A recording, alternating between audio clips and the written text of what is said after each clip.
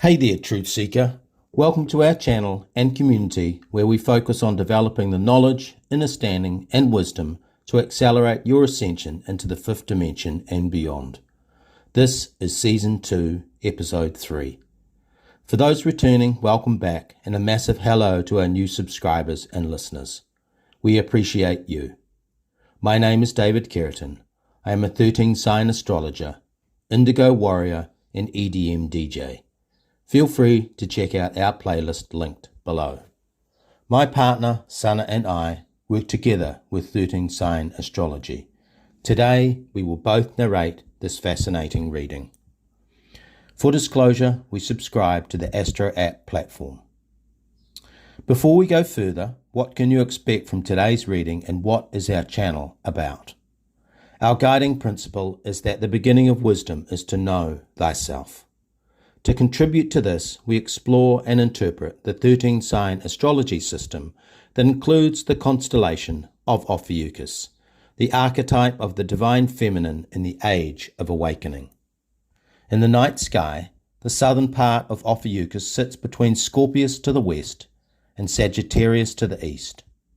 Known as the snake bearer and golden eagle, Ophiuchus is located opposite Orion, the home of Saturn. This reading is about the full moon occurring on Monday, February 6, 2023 at 7:28 a.m. New Zealand Daylight Time, where we are located. For those in the United States, this equates to 1:28 p.m. Eastern Standard Time the day before. This is a stunning full moon, one that we are truly blessed to witness. It is our delight to bring you this reading. The key message is one of elegant simplicity. We are not alone during this time of transition. Above us, high in the sky, will be a bright, impressive, and moving arrangement of planetary bodies.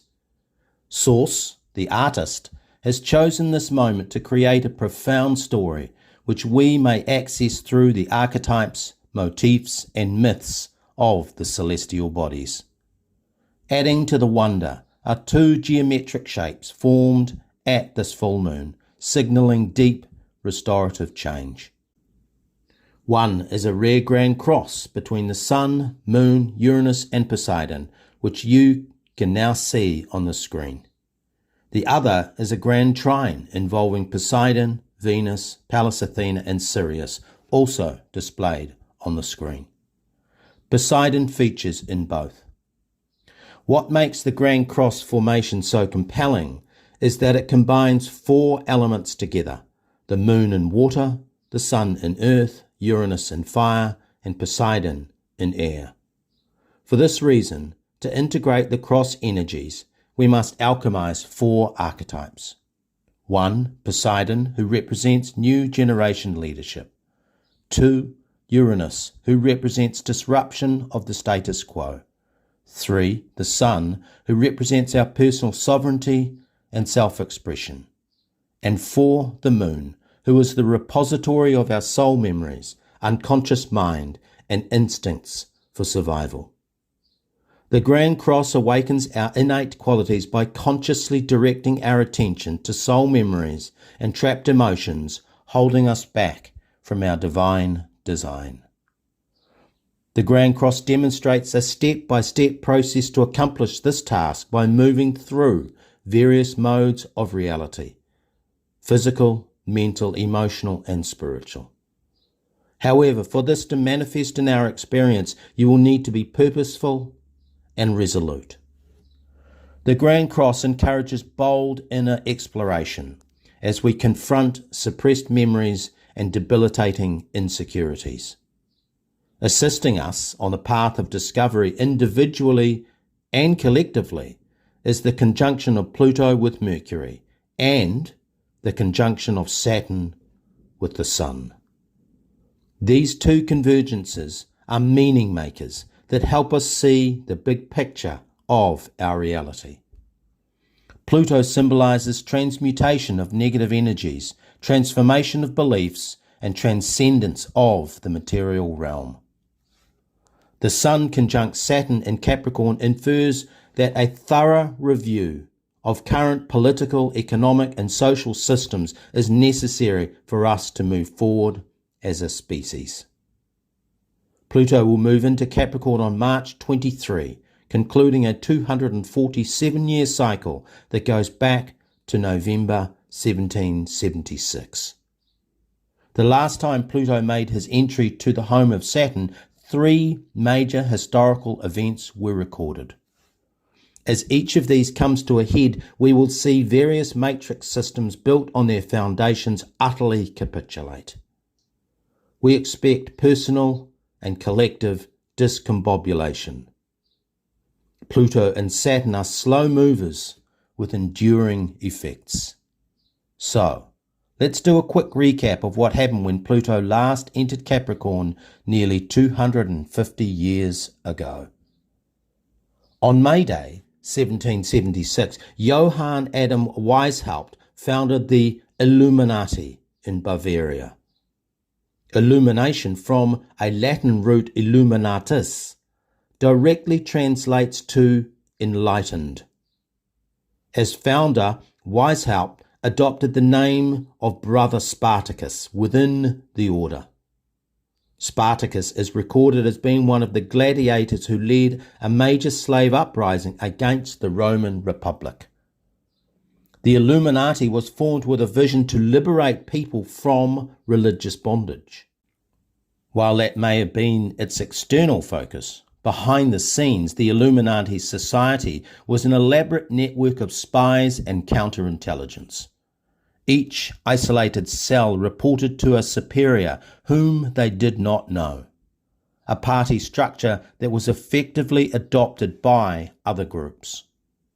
Weishaupt, for his part, was then initiated into the Masonic Lodge in 1777. The influence of the Illuminati, since its origins in Bavaria, are widespread, global, and omnipresent. Earlier, on March 9, 1776, famous Scottish economist and moral philosopher Adam Smith published The Wealth of Nations.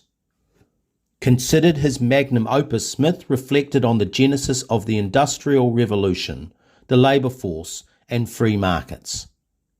Smith influenced several authors such as Karl Marx, as well as governments and corporations.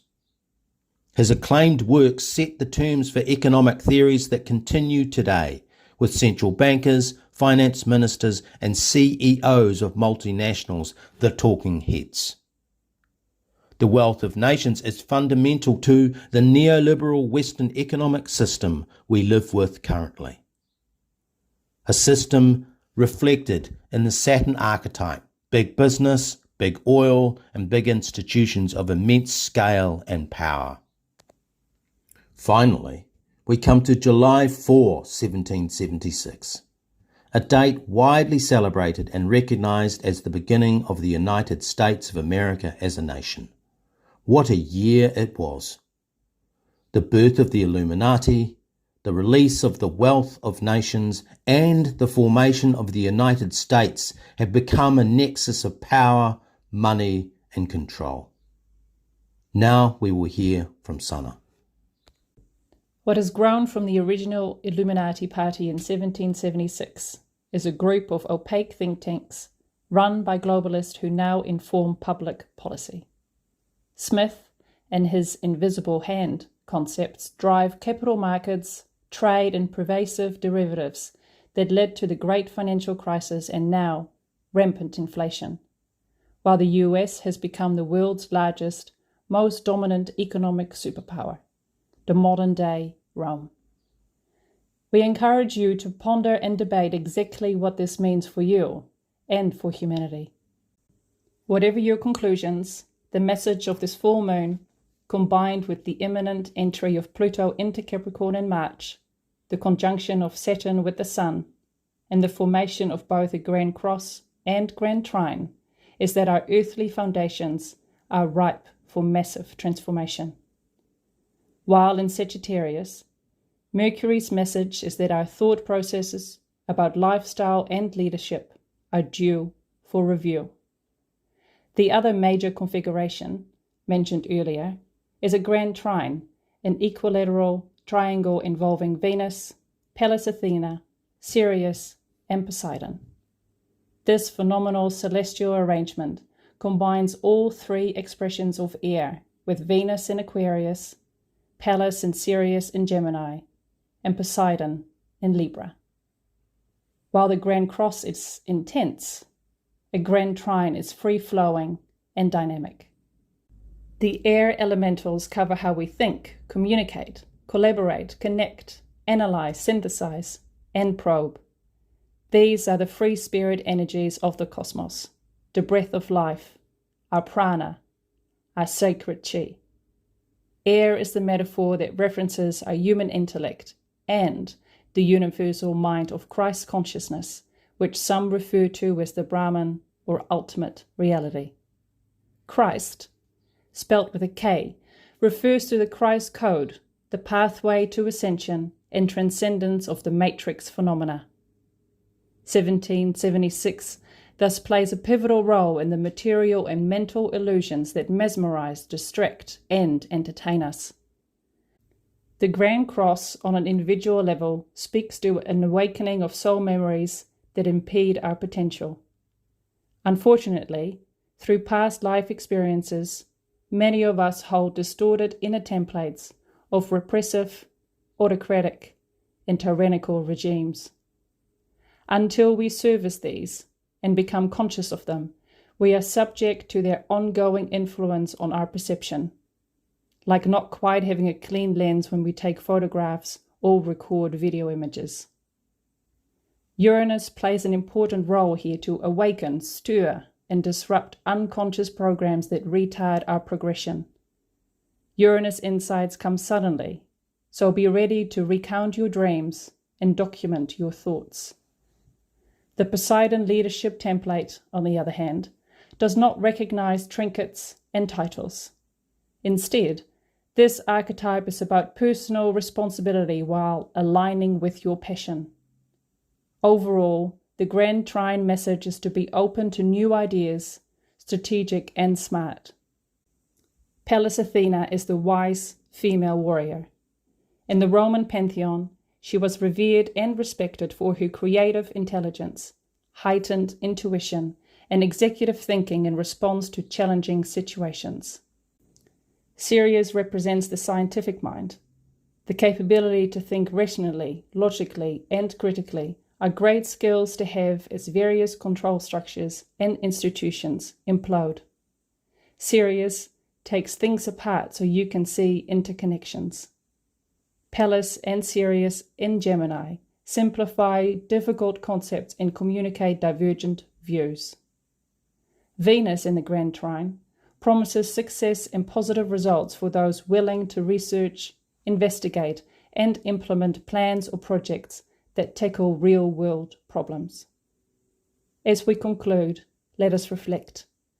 The 13-sign astrological system contains puzzle pieces that help us interpret individual and collective experiences.